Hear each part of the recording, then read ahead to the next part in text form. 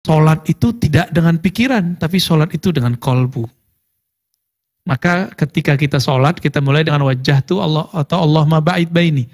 Wajah tu ini paling mengena. Ya Allah, aku hadapkan kolbuku, ruhku, jiwaku kepadamu. Kalau sudah dimulai dari kolbu itu nggak bisa selingkuh. Pikiran bisa selingkuh, Pak. Pikiran kita bisa memikirkan 2 objek dalam waktu yang bersama, 3 atau 4. Tapi kalau kolbu tidak bisa. Kolbu itu hanya 1. Jadi kolbu ini maunya poligami nggak mau. Maunya dia apa? Dia monogami. Ya. Dia objeknya hanya 1. Karena tidak ada orang punya 2 hati dalam 1 rongga dada, nggak ada. Jadi cara sholat yang nikmat itu dengan kolbu. Jangan bawa urusan kerja ke dalam sholat. Bawalah prinsip sholat ke dalam kerja. Ini jangan dibalik. Ya, kalau sholat kepalanya di bawah nggak kalau pas sujud? Nah, itu namanya prinsip ketawaduan. Prinsip rendah hati. Jangan dibawa, saya punya jabatan ini di luar sholat, kita bawa ke dalam sholat. Nah, itu gawat. Ya, berbahaya itu.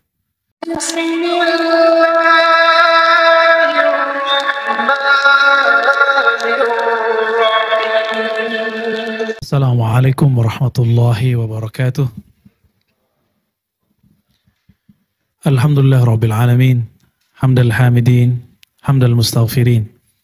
Hamdan yuafi ni'amahu yukafi'u mazidah. Asyhadu an la ilaha illallah wa asyhadu anna Muhammadan abduhu wa rasuluh. Allahumma salli ala nabiyyina Muhammad wa ala alihi wa ashabihi ajma'in. Yang sama-sama kita hormati Bapak Wakapolri, begitu juga Pak Irwasum Polri, KSDM Kapolri, para pejabat utama Mabes Polri dan seluruh personel Polri yang mengikuti pengajian ini, baik yang hadir di aula ini dan juga yang hadir lewat via Zoom. Semoga semua dalam lindungan Allah Subhanahu wa taala. Saya ini termasuk rakyat biasa dan saya menyaksikan kepolisian sudah berkhidmah untuk negara ini. Kami sebagai rakyat kecil menyampaikan terima kasih sudah menjaga negeri ini. Barakallahu lakum, semoga Allah memberkahi hidup Bapak Ibu semua. Kami menjaga dari sisi yang lain. Kami menjaga dari sisi keagamaan, spiritual, dan pemikiran. Sekarang saya yakin mungkin di tubuh Polri sendiri ada masalah yang sama. Masalah pemikiran. Pemikiran beragama. Ya. Itu juga terjadi di kalangan kami. Para pendakwah, para guru ngaji, para ustadz, para kiai juga mengalami hal yang sama. Virus pemikiran lebih berbahaya daripada virus di badan. Karena dia tidak terlihat, tapi dapat diterjemahkan kalau sudah ada kata-kata. Baginda Nabi Muhammad SAW, beliau dibayangkan oleh banyak orang sebagai seorang yang tegas, sebagai seorang yang kasar, sebagai seorang yang kaku. Akhirnya ada seorang sahabat, nama Jabir bin Samurah dan juga Al-Bara' bin Azib. Orang yang kedua ini, sahabat yang kedua ini ditanya, "Wahai Bara, apakah betul wajah Nabi itu sangar? Wajah Nabi itu kaku? Nabi itu dihormati di bumi dan di langit. Beliau tembus, naik ke langit, para malaikat ucapkan salam kepada beliau dan hormat. Bahkan ketika malaikat Jibril, kalau boleh kita sebut itu Jibril malaikat bintang 4, Kapolrinya malaikat lah.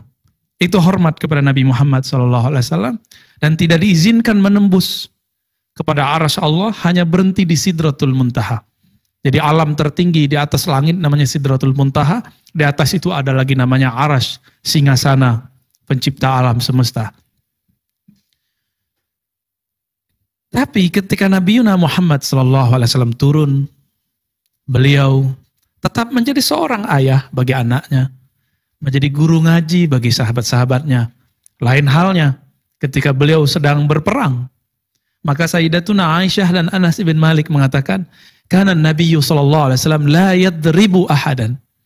Nabi tidak pernah memukul seseorang illa wa huwa fi sabilillah, kecuali dia sedang berjuang jihad perang fi sabilillah. Ini prinsip-prinsip ini barangkali bisa diambil oleh teman-teman, sahabat-sahabat yang berkhidmah untuk menjaga negeri ini. Jangan main fisik sebelum perang. Ya, pendekatan rohani, pendekatan akhlaki, pendekatan yang sifatnya lebih manusiawi, dahulukan itu.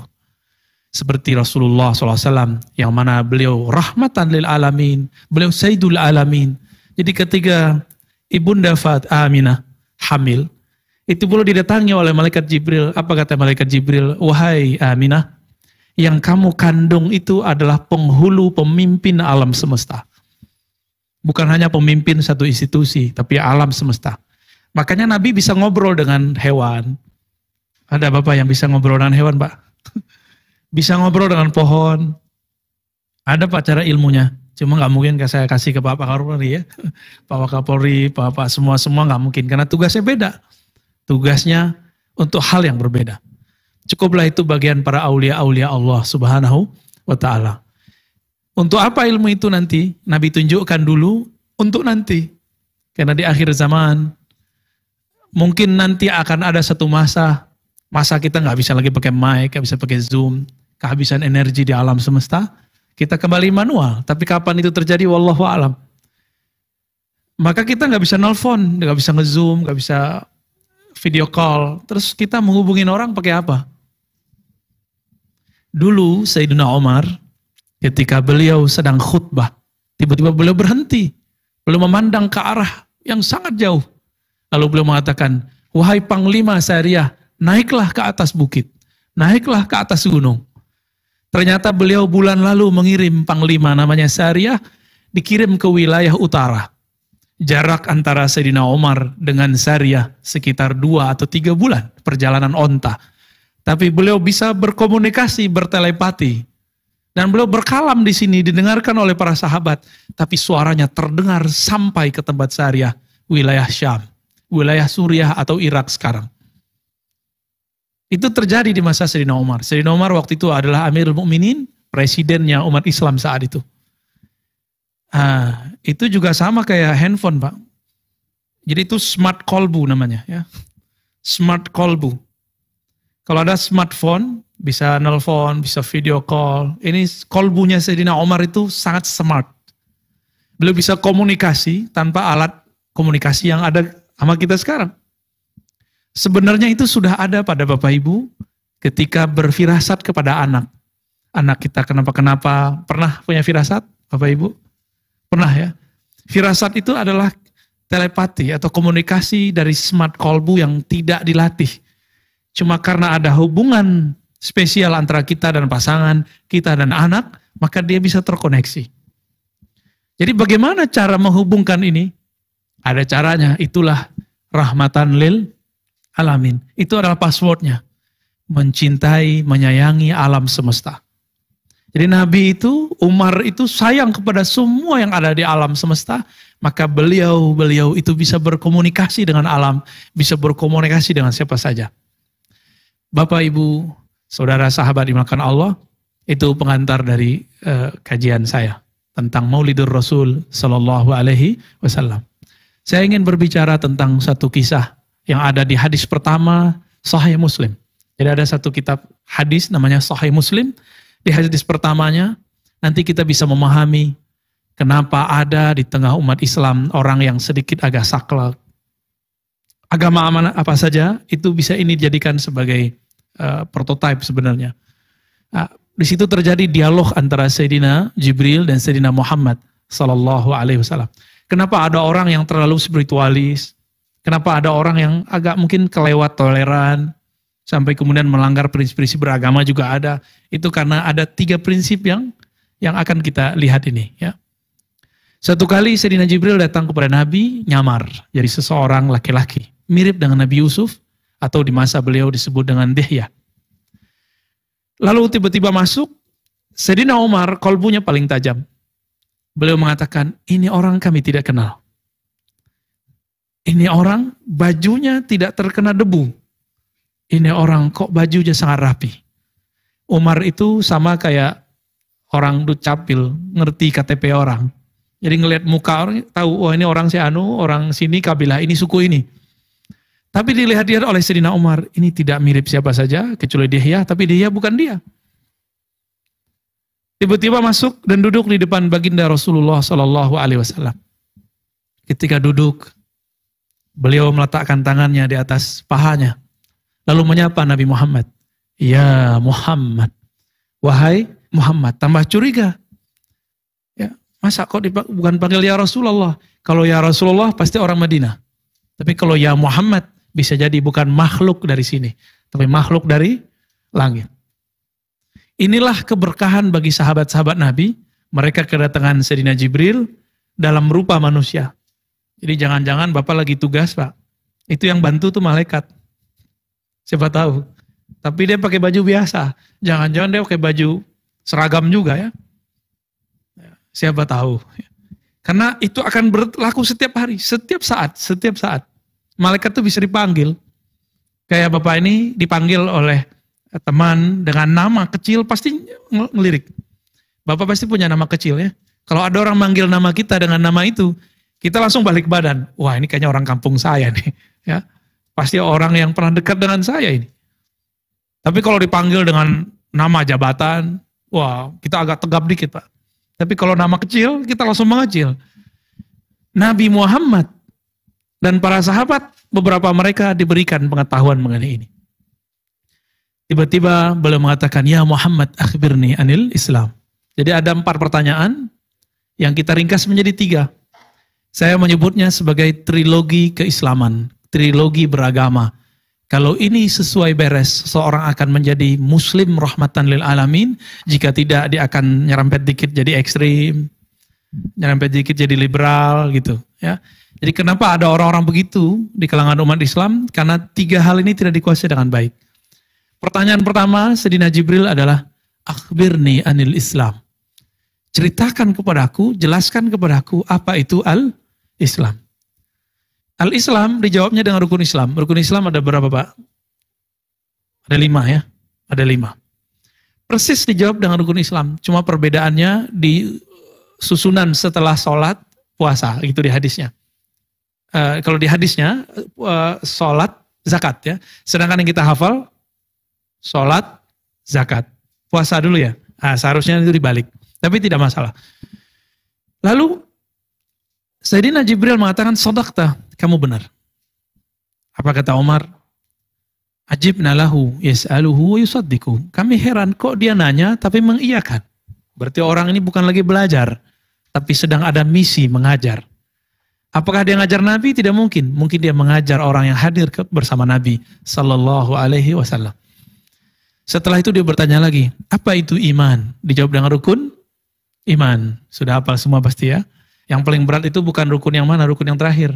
Percaya kepada takdir, qada dan qadar. Tapi kalau di hadis kalimatnya bukan qada dan qadar. Di hadis itu antu'mina bil qadari khairihi wa syarrih. Kamu percaya kepada kadar. Kadar itu ukuran yang Allah berikan kepada kita menjalani hidup. Apa yang saya alami hari ini, apapun posisi Bapak Ibu sekarang, itu adalah kadar. Kadar ini semuanya baik dari sisi Allah. Tapi ketika turun, kita inilah yang menerjemahkan khair atau syar, baik atau buruk. Silakan dijawab dalam hati sendiri Bapak Ibu, apakah kondisi sekarang itu adalah kadar takdir yang baik menurut Bapak? Dalam hati aja ya. Ya. Semua yang Allah berikan itu baik. Ya. Saya kalau senyum ke Bapak, kalau kita nggak musuhan, senyumnya ditanggapi dengan senyum. Tapi kalau kita lagi nggak baikan, saya senyum dianggap lagi nyengir. Bener ya? Saya nyapa kepada teman, dijawab. Tapi kalau lagi musuhan, nyapa dianggap bentak. Nah ini 2 hal yang berbeda. Jadi semuanya ada dalam chip pikiran kita dan kolbu. Lalu Sayyidina Jibril bertanya lagi, apa itu ihsan? Apa yang disebut dengan ihsan? Lalu Sayyidina Nabi SAW menjawab, ihsan, engkau beribadah seakan memandangnya. Jika tidak, engkau merasa dipandangnya. Di situ ada pertanyaan keempat tentang hari kiamat, tapi kita skip dulu. Ya, kita kembali. Tadi ada 3 pertanyaan, apa saja Bapak Ibu? Islam, iman, ihsan. Nah ini tolong diingat-ingatin ya. Ini disebut dengan ad-din, agama. Jadi agama itu komponennya ada Tiga itu. Sebenarnya ditambahkan satu tentang akhir zaman. Supaya tidak halu, harus belajar yang keempat. Tapi untuk siang ini kita cukupkan dengan tiga itu. Al-Islam, coba lihat rukun Islam dari rukun pertama sampai rukun yang kelima, itu semua amalan zahir. Syahadat dengan lisan. Apalagi? Yang kedua, sholat 5 waktu, itu dengan tubuh. Bisa nggak Bapak ini sholat pikirannya kemana-mana? Hampir tiap hari ya. Sholat tapi pikiran kemana-mana. Bener ya? Saya juga sama Pak. Tapi saya ada clue-cluenya. Cara masuk dan cara keluarnya. Jadi ketika masuk, pikiran kita mulai kita fokuskan. Ternyata pikiran ini emang objeknya banyak. Sholat itu tidak dengan pikiran, tapi sholat itu dengan kolbu.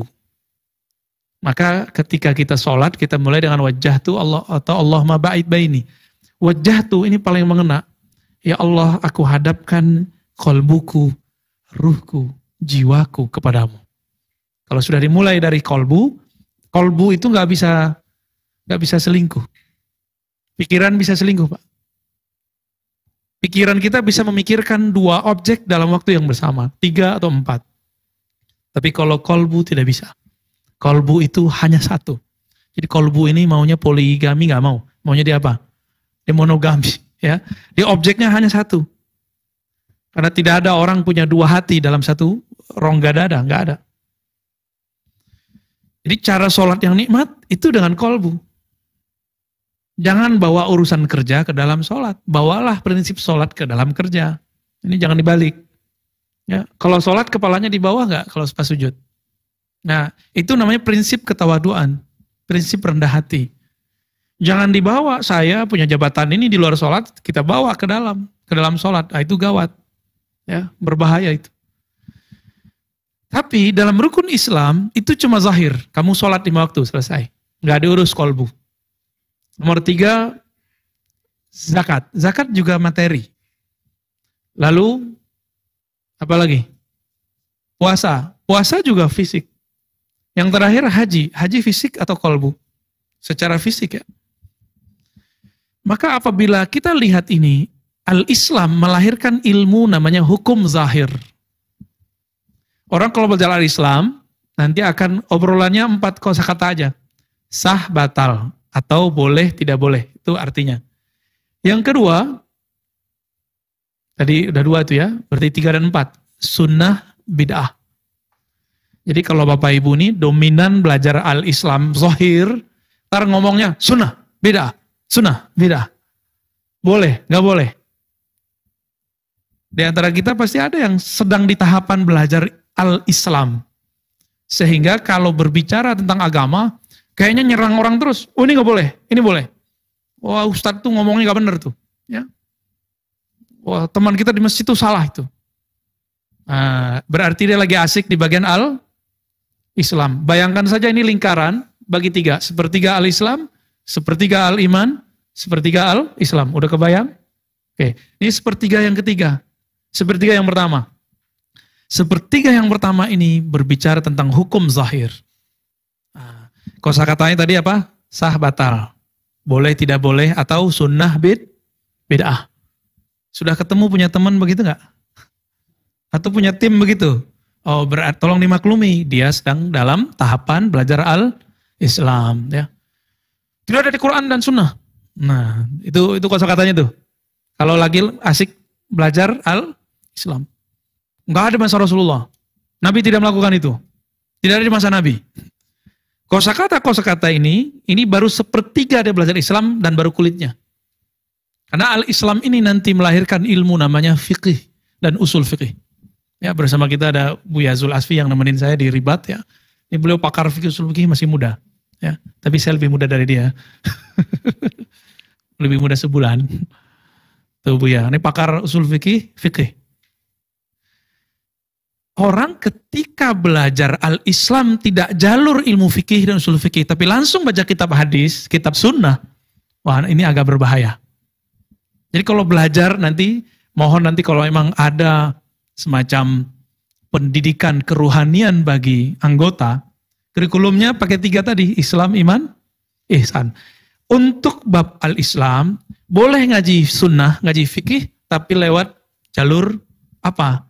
Dari fikih ini muncullah kemudian di zaman sahabat Nabi, imam mujtahid. Imam mujtahid ini kemudian melahirkan 4 mazhab. Nah, sebenarnya banyak mazhab. Apa arti mazhab? Kesimpulan para imam dalam memudahkan dalil-dalil agar dipahami dengan lugas oleh umat. Maka ada muncul namanya mazhab Hanafi. Apalagi? Mazhab Maliki. Mazhab kita di Indonesia kebanyakan apa? Syafi'i. Dan yang keempat, Hanbali. Nah, ada yang semi-semi nih. Semi-semi Hanbali namanya Salafi. Tapi bukan Salafi, bukan Hanbali juga.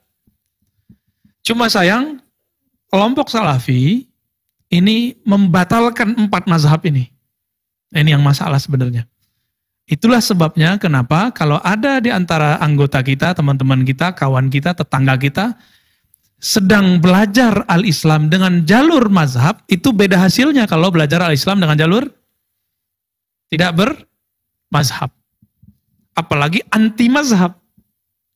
Maka saya kasih tahu, mohon maaf, agak sedikit menggurui Bapak Ibu, karena memang disuruh jadi guru kan. Tolong jangan terlalu keras kepada anggota yang sedang terinfiltrasi pemikiran sunnah bid'ah ini.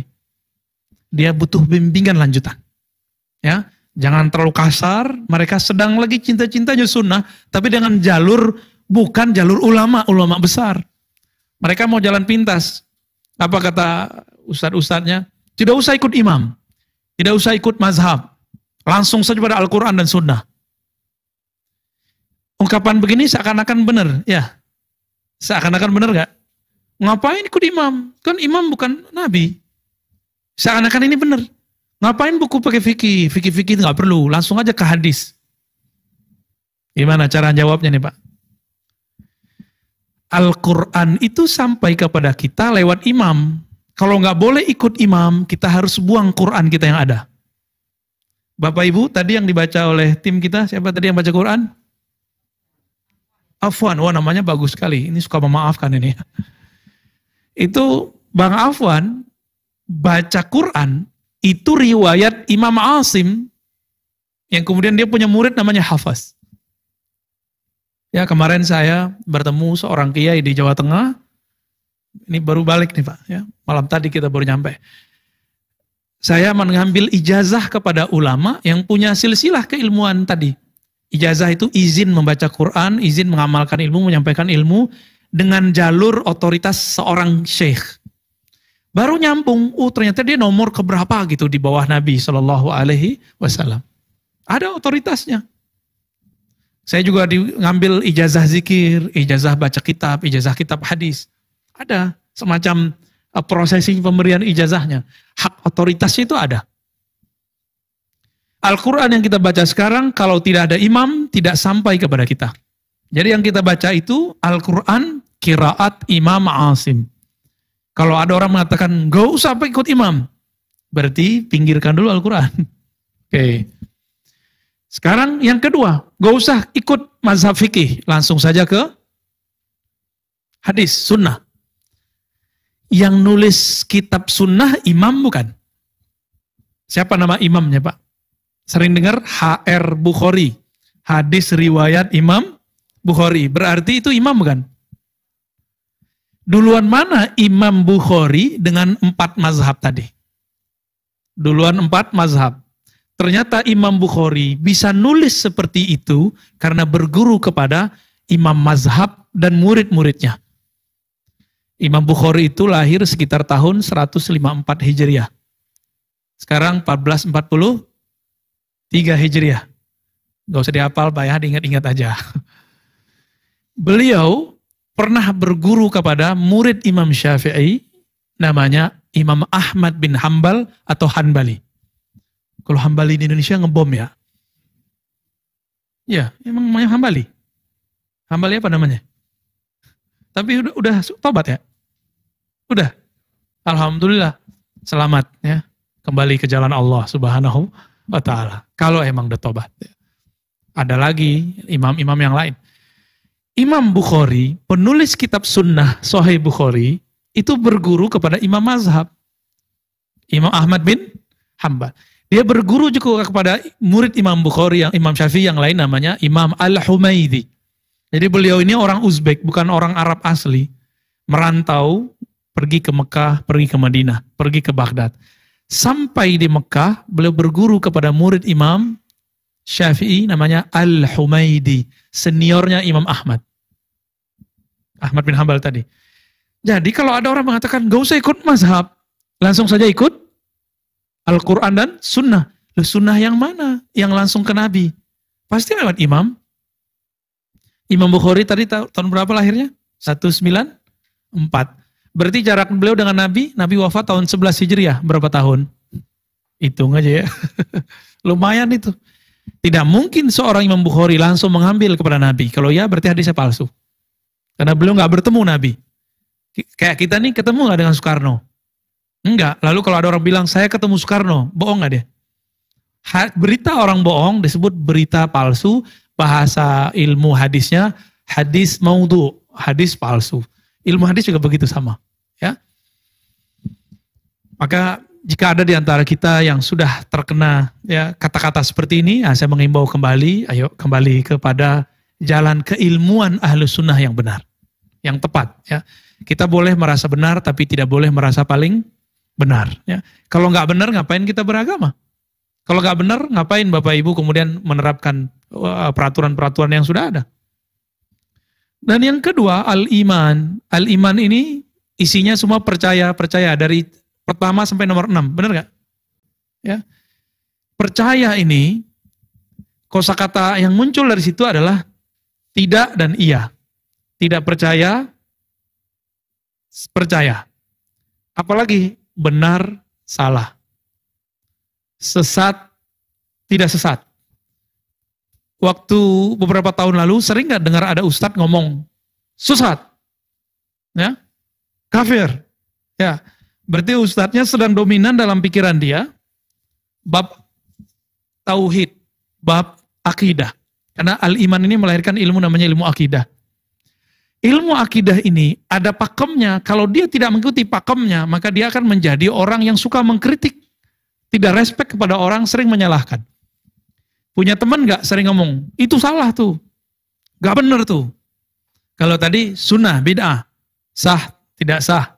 Kalau sekarang, benar, salah. Benar, salah. Ya kalau dalam dunia hukum kita sebut hukum normatif. Bedanya, kalau yang tadi hukum zahir, sekarang hukum akal. Hukum tentang percaya dan tidak percaya. Akal itu suka mengkritik nggak? Suka jadi juri nggak, Pak? Bapak ketemu orang atau mendengar satu kuliah umum, dalam pikirannya pasti mencoba-coba dulu. Mempercayai atau tidak mempercayai. Menerima atau mengkritisi. Itu yang kerja ini. Kalau tadi fikih zahir kita, maka hukum zahir, wudu, tidak wudu, kalau ini sudah beda. Ini sudah beda. Ini masuk ke bab pemikiran. Orang kalau dominan ngaji akidah, maka dia akan menjadi keras dan ekstrim. Kajian ini belakangan dikenal dengan tauhid. Nah ini, kata tauhid ini bagus, tapi sering disalahgunakan untuk ajaran-ajaran yang sedikit saklek. Ya. Beberapa waktu ada orang yang nantang saya debat, dia membawa nama suku kami. Ya, belakangnya bertauhid gitu. Karena sudah dominan doktrin kata tauhid dalam diri dia menganggap di luar dia ini bukan tauhid. Ini coba lihat, sudah dengar belum ada ustadz ngomong wali songo itu tidak ada. Bagi mereka wali songo itu musyrik. Bagi mereka orang-orang yang ziarah-ziarah wali songo itu musyrik. Sudah sering dengar kali ya? Kalau di search di YouTube sudah banyak yang membicarakan itu. Ya. Karena dia sudah kebanyakan belajar teori tauhid, tapi tidak masuk kepada rukun iman. Dia masuk serius di bab tauhid, tapi tidak masuk ke rukun iman. Orang beda faham aja kemudian dianggap sesat. Ya. Bapak Ibu waktu kecil dulu belajar sifat Allah nggak? Wallahu wujud kidam bakoh, bener ya? Walaupun seragamnya beda sama saya nih, tapi ternyata akidahnya sama kan? Bener Pak, apalagi orang Betawi nih ya. Allah wujud, kidam bakoh. Mukhalafatuhu lil hawadis. Oh, itu ada disebut dengan sifat 20. Mereka yang sudah dominan belajar ini, atau jalur yang lain, jalur pembagian tauhid jadi 3, nih hati-hati Pak. Ada jalur bukan sifat 20. Dia membagi tauhid menjadi 3, uluhiyah, rububiyah, asma dan sifat. Doktrin ini akan menganggap sesat yang Bapak hafalkan, Ibu hafalkan dari kecil. Itu karena kelebihan belajar bab al-iman tentang tauhid itu. Apa kata mereka? Sifat 20 itu sesat. Gitu. Itu ajaran yang tidak tepat. Berarti Bapak ini orang sesat semua ya. Gimana Pak? Nanti jangan kaget Pak, Bapak punya bawahan nyesatin Bapak. Ya, punya tim, punya anggota, lalu nyerang Bapak nanti. Jangan heran kalau itu terjadi ya. Saya berharap kepada ya teman-teman semua, ya anggota, tolong belajar tauhidnya jangan lewat YouTube. Langsung ngaji kepada ahlinya.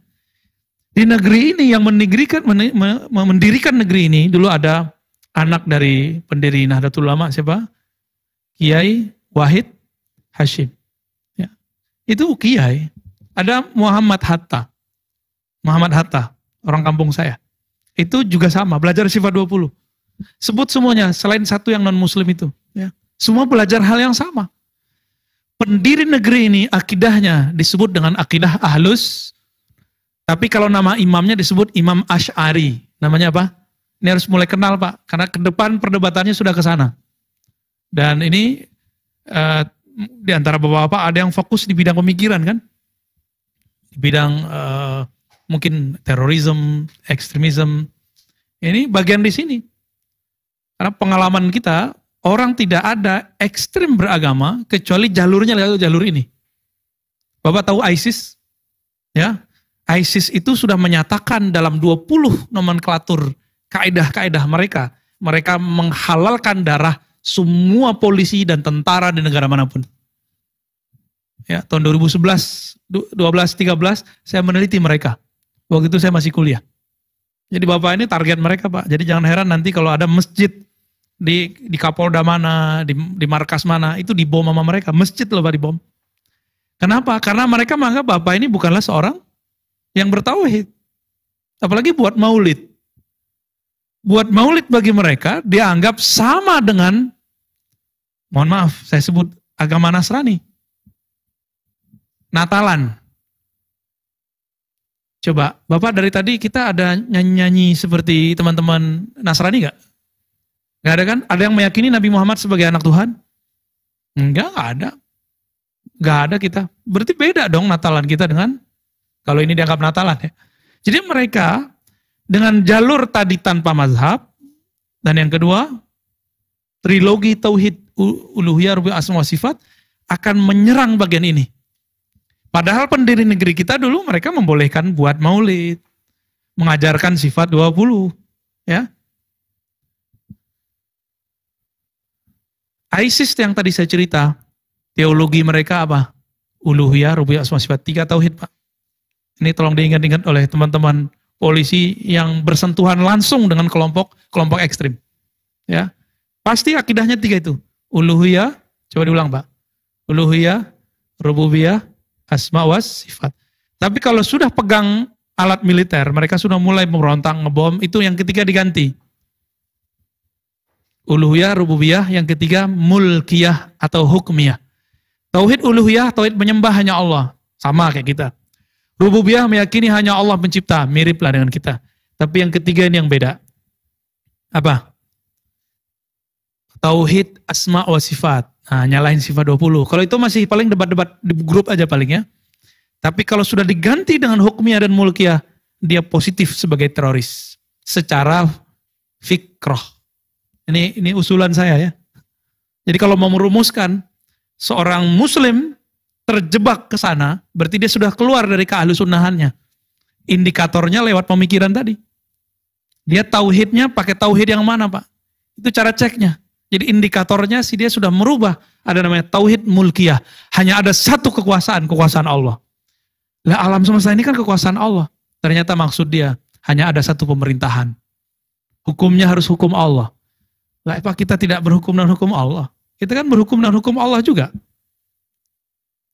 Lalu dibacakanlah ayat oleh mereka, "Wa man lam yahkum bima anzalallah fa ulaika humul kafirun." Surah Al-Maidah. Sampai tidak berhukum dengan hukum Allah kafir. Indonesia ini lagi jadi target. Karena Indonesia dasar hukumnya, falsafah kita Pancasila lalu undang-undang dasar. Bagi mereka ini bukan Quran. Jadi maunya diganti. Tapi saya tanya ke teman-teman itu, bukankah sila pertama yang ada di Pancasila itu adalah ayat yang suratnya kalau dibaca sama dengan sebega Quran? Qul huwallahu ahad. Iya juga ya. Beberapa bisa kita tarik. Tapi yang lain nggak bisa kita tarik. Jadi ini kepada Bapak polisi ya, teman-teman, anggota. Nih coba belajar Islamnya jalur yang mana nih? Ya. Maka di sini ada namanya Ahlus Sunnah yang diriwayatkan oleh Imam Asy'ari. Ya, diriwayatkan oleh Imam Asy'ari, penciriannya belajar sifat 20. Itu akidahnya. Kalau tadi mazhab, kita mazhab apa? Syafi'i. Berarti pencirian sudah mulai ada agak sedikit saklek, anti mazhab, anti imam. Yang kedua, anti sifat 20. Itu udah ada indikator, Pak. Indikator dia akan mudah sekali dicuci otaknya.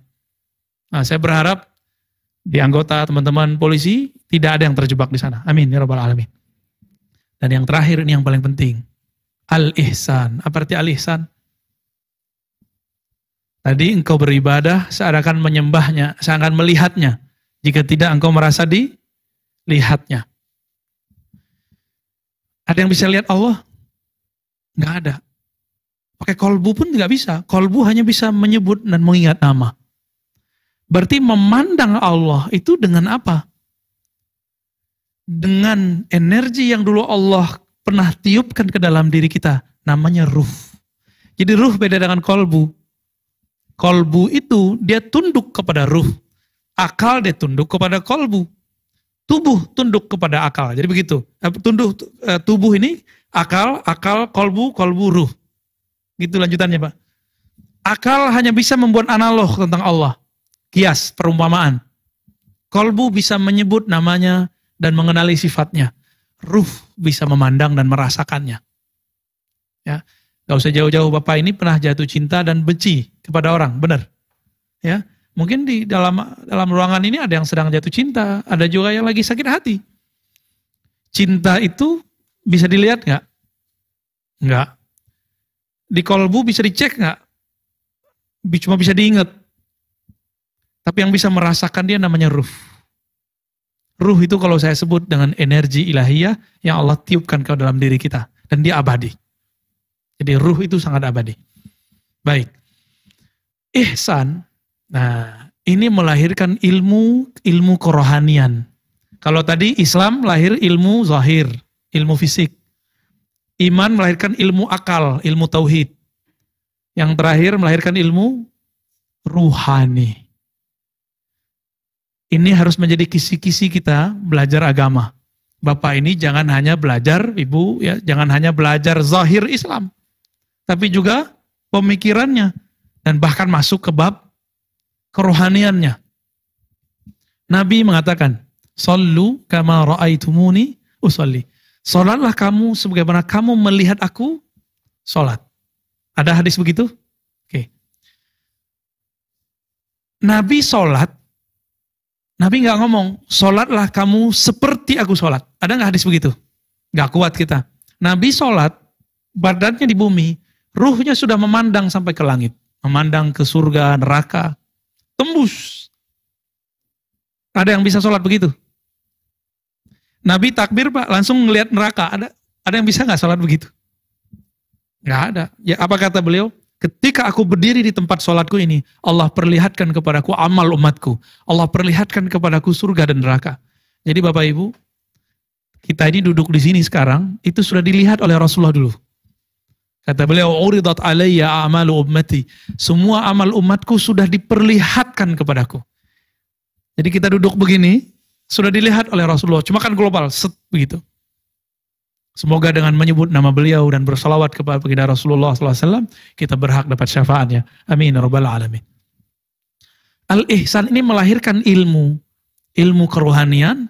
oleh ulama zaman salaf, ulama terdahulu abad ketiga disebut dengan tasawuf. Apa namanya? Nah, musuh-musuh Islam ingin menghancurkan Islam dari dalam. Gimana caranya? Buat sekelompok yang mengharamkan ilmu tasawuf. Dulu Sayyidina Umar diminta oleh gubernur Mesir, namanya Amr bin al-As, tolong kirim dong 4.000 tentara. Yang dikirim oleh Umar berapa orang? 4 orang. Protes Amr bin al-As, wahai Amirul Mukminin, saya minta 4.000 orang. Kenapa engkau hanya mengirim 4 orang? Balas lagi suratnya. Wahai gubernur yang soleh, kamu tidak punya hati kah? Kira-kira begitu kalau bahasa bebasnya. Pandanglah masing-masing yang 4 itu. Kualitas rohaninya sama dengan 1 orang 1.000. 1 orang 1.000. 4 orang jadi 4.000. Maksudnya gimana? Udah kamu kumpulkan pemuda-pemuda Mesir, lalu serahkan kepada mereka. Berapa orang? 4.000. Bagi-bagi. 1.000, 1.000, 1.000. Bener. 4 orang ini dalam sekian bulan melatih 4.000 orang dan semuanya menjadi mujahid fisabilillah. Menjadi abdi negara ya kayak Bapak inilah. Ya. Jadi anggota kepolisian kah atau TNI kah kira-kira begitu. Menjaga negeri. 4 kualitasnya sama dengan 4.000. Kenapa dia punya kualitas gitu? Ternyata yang 4 ini kalau sholat dia tidak lagi kolbunya di bumi. Dia kalau sudah sholat dia fokus hanya kepada Allah Subhanahu wa Ta'ala. Ini ihsan. Jadi sholat gak mikirin lagi di sampingnya ngejar-ngejar kaki, udah enggak. Sekarang karena udah jaga jarak, gak ada lagi orang nyari-nyari kaki. Sholat udah gak mikirin imamnya beda mazhab apa enggak.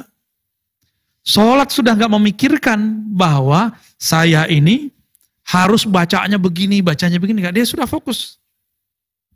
Kalau Nabi Muhammad sholatnya langsung fillah, ya, billah, lillah. Orang ini minimal usolli belakangnya lillahi ta'ala, lumayan ya, karena Allah Subhanahu wa Ta'ala. Ilmu ini melahirkan tasawuf. Tasawuf ini di bawahnya Pak ada namanya thariqah. Ini yang lagi dibina oleh Habib Lutfi ya, Abah Lutfi. Ini jalurnya ke sana itu. Banyak mursid-mursid ya. Saya juga belajar thariqah itu. Beberapa ya. Karena mereka punya sanad silsilah kepada Rasulullah SAW. Dan hemat saya, ketika seorang beragama tidak punya spiritual ini, kerohanian yang disebut oleh Nabi Ihsan, maka dia kalau berfikih, belajar sunnah, belajar fikih, dia akan saklek. Dia kalau belajar bab tauhid, dia akan jadi ekstrim. Tapi kalau dia disuntikan ilmu ihsan, ilmu kerohanian, ilmu tasawuf, maka semuanya akan menjadi lembut. Jadi kalau ingin anggota kita, kolbunya lembut, kolbunya moderat, kolbunya rahmatan lil alamin, 3 kisi-kisi ini harus dimasukkan, diinstal ke dalam jiwa mereka, dalam pikiran mereka. Jadi jangan hanya di doktrin nasionalis. Ya, banyak yang gak terima ntar kalau dia sudah kena, karena sekarang masuknya lewat YouTube, sosial media. Apakah Bapak pimpinan bisa melarang mereka nonton sebelum tidur? Mendengarkan YouTube tertentu sebelum tidur? Kan gak bisa. Ini di luar jangkauan Bapak Ibu nanti. Maka kita harus mengisi kekosongan itu, mengisinya dengan 3 balancing, tawazun, bainal Islam, al-iman, al-ihsan. Belajar yang zahirnya, belajar yang akliyah pemikirannya, juga belajar kerohaniannya. Ya, semoga kita semua termasuk orang-orang yang diberikan Allah 3 ini. Islam, iman, Islam. Ada yang keempat tapi tidak skip Pak, tentang akhir zaman. Ya, eskatologi. Jadi ada 4 pilarnya sebenarnya, tapi saya buka aja sedikit. Yang terakhir tentang hari kiamat, harus berdasarkan ilmu yang berkesesuaian dengan yang Islam, iman, dan ihsan. Sehingga tidak jadi halu, tidak suka tebak-tebakan masa depan. Bapak masih ingat waktu pandemi awal, ada beberapa dai mengatakan 15 Ramadan akan terjadi dukhon. Dukhon itu kabut besar. Terjadi nggak? Tapi ustadznya minta maaf nggak? Enggak, dia sudah bikin rusuh umat, tapi dia tidak pernah minta maaf kepada umat. Dia tidak punya sifat afwan ya. Afwan artinya pemaaf. Gak punya sifat itu. Apa salahnya dia minta maaf dan katakan, mohon maaf para jamaah, saya salah meneliti. Nggak masalah. Mungkin dia bukan peneliti, karena yang biasa minta maaf atas kesalahan penelitian cuma peneliti. Tapi kalau udah jadi di daulat jadi ustadz, kayaknya semua kalam ustadz benar. Mohon maaf, ini refleksi kami. Kalau presiden kan ada yang ngawasin, DPR. Kalau Polri, ngawasin ini KPK Pak ya? Oh ada, tapi untuk bidang korupsi-korupsi kan KPK ya. Terus apa lagi, Kompolnas. Ustadz siapa yang ngawasin? Gak ada kan? Wah ini celah besar nih Bapak Ibu. Tapi Ustadz jangan diawasin, Ustadz didampingin, itu yang enak. Maka saya berharap dari Bapak-Bapak Kapolri, Waka, dan semua jajarannya, jadilah pendamping para dai, para tokoh agama. Jangan mengawasi mereka, mereka pantang diawasi. Saya pantang Pak diawasi. Ini saya curhat aja ya. Pantang dicurigai-curigai di intel kita males banget tuh. Temenin aja. Ya, jangan model kayak musuhan. Masuk terus di intel, gak usah. Bapak silaturahmi, berkalam-kalam, membangun persaudaraan. Ya.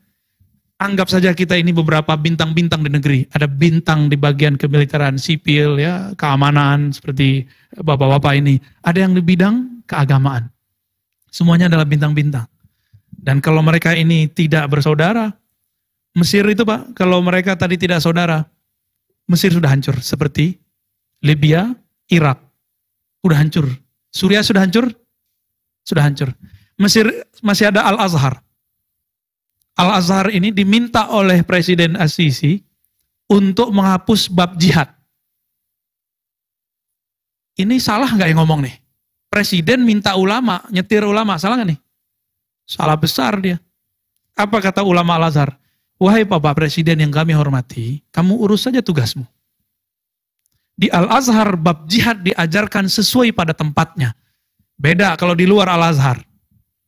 Orang belajar jihad dulu, baru belajar iman. Makanya baru saja masuk Islam, baru saja hijrah, sudah teriak takbir jihad. Tapi di Al-Azhar tidak, begitu kata mereka. Kami mengajarkan berislam, beriman, berihsan, baru diajarkan jihad.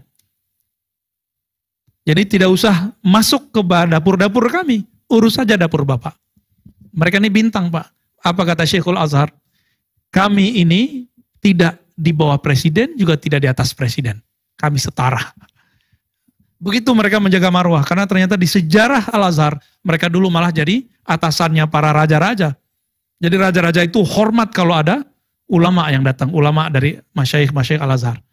Maka semoga terjadi semacam kerjasama, kekeluargaan, keluarga besar antara orang-orang beragama, tokoh beragama, dengan orang-orang yang sedang berjuang menjaga negeri ini. Amin rabbal alamin. Dan kita tutup dengan doa. Sebelumnya kita bacakan surah Al-Fatihah. Semoga Allah membuka pikiran, kolbu, ruhani kita semua untuk bermunajat kepada Allah Subhanahu wa taala. Al-Fatihah.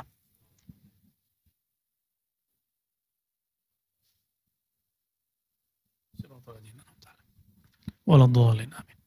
Na'udzu billahi minasyaitonir rajim. Allahumma rahmanir rahim. Shalli ala nabiyyina Muhammad. Allahumma ya Jalal, ya sahibal jalali wal jamal, jamilna bijamalik wa zayyinna bi'izzatik. Allahumma salli ala sayyidina Muhammadin al-fatih lima ughliqa wal khatim lima sabaq, nasirul haqqi bil haqqi wal hadi ila siratal mustaqim wa alihi haqqa qadri wa miqdaril azim. Waghfir lana ya Ghaffar fa innaka ghafurur rahim. Allah ya Rahman ya Rahim. Wahai Zat yang memandang kalbu kami, di kalbu kami ada nama selainmu ya Allah. Ampunkan kami, salat kami tidak khusyuk ya Allah. Ampunkan doa kami pun tidak mustajab ya Allah. Ampunkan zikir-zikir kami kurang tulus ya Allah. Ampunkan ilmu kami kurang banyak ya Allah. Ampunkan akhlak kami belum sempurna ya Allah. Maka dengan berkah syafaat Nabi-Mu ya Allah, fashfa'na fid dunya wal akhirah. Berikanlah kami syafaat di dunia dan akhirat. Waghfir lana, ampuni kami. Ampuni dosa guru-guru kami, orang tua kami. Ampuni dosa orang yang mengurusi negeri ini. Allahumma ya Allah, barik lana wali ahali baladina. Ya Allah, berkahi kami, berkahi rakyat-rakyat kami, umat kami, pemimpin-pemimpin kami, orang-orang yang bertugas menjaga negeri kami. Allah mansurna wa iyahum. Ya Allah, bantulah kami, bantulah mereka. Allahumma ya nur, ya man huwa nurun ala nur. Wahai Allah yang memiliki cahaya, hati kami gelap, berikanlah cahaya namamu, berikanlah cahaya sifatmu, berikanlah cahaya nabimu, cahaya akhlak indah dari nabimu, cahaya kelembutan hati dari nabimu. Allahumma ya Rahman ya Rahim ya Karim, ij'alna min ibadikal mukramin. Ya Allah, Engkaulah Maha Pemurah, Maha Karim. Banyak hambamu yang Engkau beri nikmat, tapi dia tidak menyembahmu. Engkau betul-betul Karim, Pemurah ya Allah. Tapi kami tidaklah pemurah seperti Engkau, tidaklah baik seperti Engkau. Namun kami ketika disakiti orang, kami balas mensakitinya. Kami ketika dizalimi orang, kami membalasinya dengan lebih lagi. Ampunkan sikap keras kami ini ya Allah. Allahumma ya azim, ya azim. Amal kami sangat sedikit, tapi Engkau Maha Azim, Engkau Maha Agung, Maha Besar. Anggaplah besar amal kami ini ya Allah. Ya Azim, ya Kabir. Dosa kami sangat besar ya Allah, tapi rahmat-Mu, ampunan-Mu lebih besar ya Allah.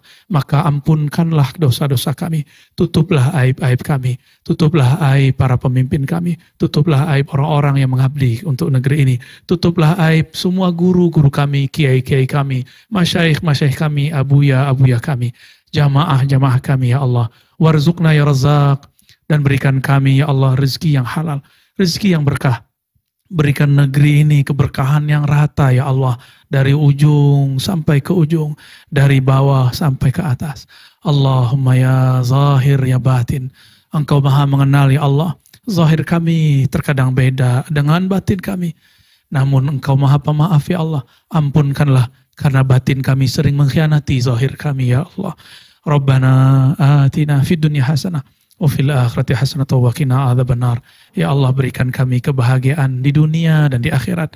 Kebahagiaan di dunia mengikuti sunnah Nabi-Mu, di akhirat mendapatkan syafaat Nabi-Mu. Wa sallallahu ala nabiyyina Muhammad walhamdulillahi rabbil alamin. Assalamualaikum warahmatullahi wabarakatuh.